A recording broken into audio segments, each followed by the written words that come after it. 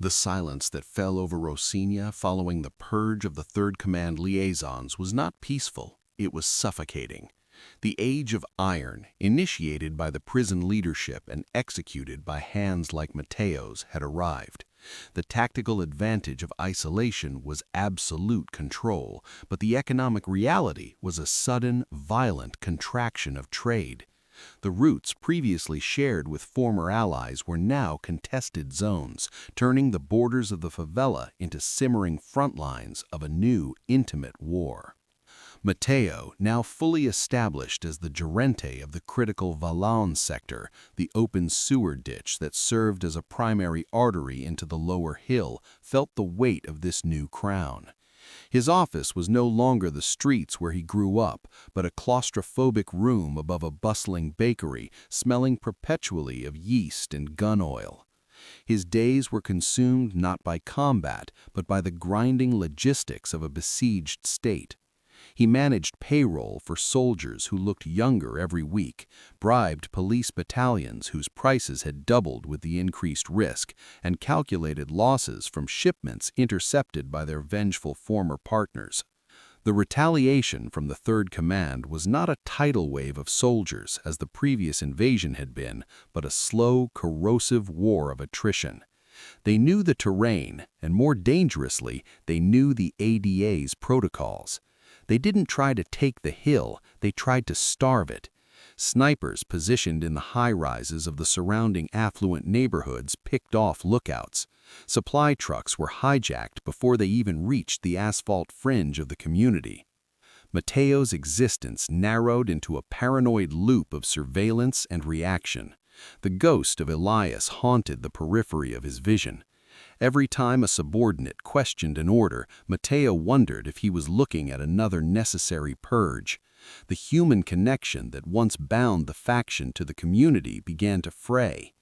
To maintain order under siege, Mateo had to implement draconian measures. Curfews were enforced with beatings, and residents suspected of communicating with the enemy disappeared into the labyrinth, never to return. The faction was no longer the protector, it was the occupier. The climax of this simmering tension arrived on a torrential Thursday night. The rain transformed the open Valon into a raging torrent of mud and refuse. Under the cover of the storm, a commando unit of the Third Command breached the lower perimeter, not to hold territory, but to send a message. They targeted a faction-controlled depot used for storing propane tanks, a vital commodity for the residents that the ADA monopolized. The resulting explosion was cataclysmic, shaking the favela to its bedrock and illuminating the rain-soaked sky in orange and black. Mateo, jolted from a fitful sleep, grabbed his rifle and radio. The chaos was absolute. The fire threatened to consume the densely packed shacks nearby, and residents screamed as they fled the inferno. Mateo rallied his soldiers in the deluge. The firefight against the saboteurs was chaotic, fought at close quarters in narrow alleys knee-deep in water. There was no grand strategy, only reactive violence. Mateo moved with the cold efficiency he had cultivated, directing fire, closing gaps in their defense, and brutally suppressing the incursion. They repelled the attackers, leaving 6 bodies floating in the muddy river, but the damage was done.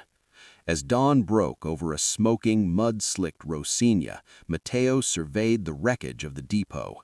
The economic blow was severe, but the psychological damage was worse. He saw the faces of the residents, women holding crying babies, old men staring at the ruins of their homes damaged by the fire.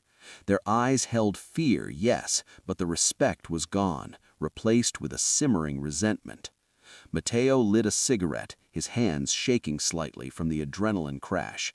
He reported the successful defense to the prison bosses via an encrypted text. Their reply was brief, praising his resolve.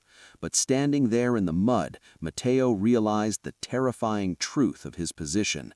The concrete empire was still standing, its walls thick with guns and money, but inside it was beginning to hollow out. He was the master of the Valaun, a king holding back the tide, but he was more isolated, surrounded by his own army, than he had ever been alone in a cell.